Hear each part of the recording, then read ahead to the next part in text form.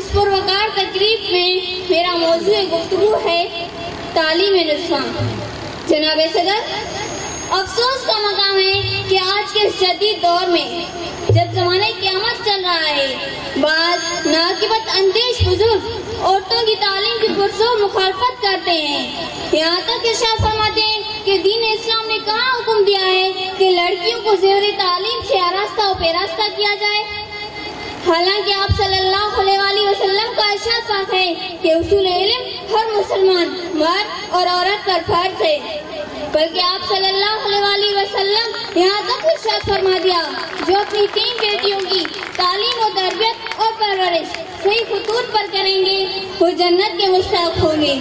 گویا تعلیم نسواں فرض ہی نہیں بلکہ نیکی بھی ہے۔ حاضرین مجلس، عورتوں کی تعلیم اس لیے بھی مقدم ہے کہ وہ معاشرے کا اہم رکن ہے۔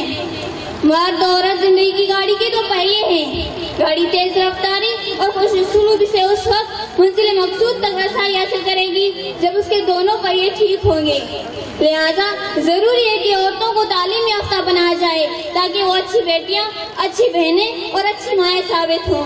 جناب والا، اچھی مائیں ہی اچھے بچے پیدا کرتی ہیں۔ ایک مثالی قوم کی تعمیر اور ترقی کا دارمدار صرف پڑھی لکھی خواتین پر ہے۔ تعلیم چونکہ ذہنی، اخلاقی، روحانی اور جسمانی صفاتی اصلاح اور ترقی کا سبب ہے، اس لیے تعلیم یافتہ عورتیں ایک بہترین استاد اور بہترین رہنما کا درجہ رکھتی ہیں۔ اگر ایسا نہ ہوتا تو بچے کی تربیت اور نگہداشت کے لیے اچھی اور تجربے کار معلمہ کی جستجو ہمارا مسئلہ نہ ہوتا۔ سامعین گرامی، ہمارے ملک میں ویسے ہی شرع خوان کی دوسری تمام ملکوں سے کم ہے۔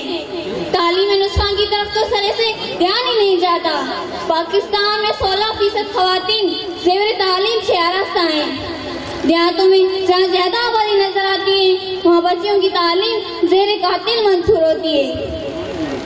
بعض گھروں بلکہ پورے کے پورے گاؤں میں پڑھی لکھی عورت تلاش کرنا ایک مسئلہ ہے۔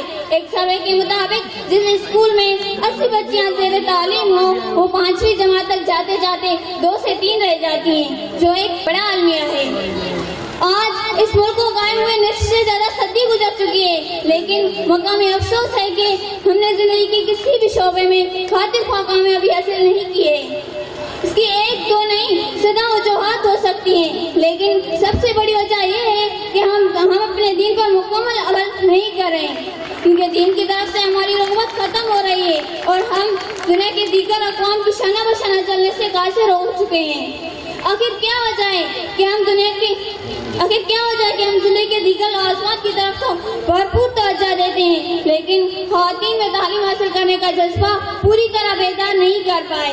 میں یہاں یہ بات بھی واضح کرنا چاہتی ہوں کہ جو لوگ اس بات پر مصر ہیں کہ عورتوں کو مردوں کے دوش بدوش چلنا چاہیے تو انہیں آزاد خیال بننے کی دعوت دیتے ہیں، جس سے سوسائٹی میں عروج و ترقی کے بجائے بے پردگی، عریانی اور معاشی کے امکانات پیدا ہوتے ہیں۔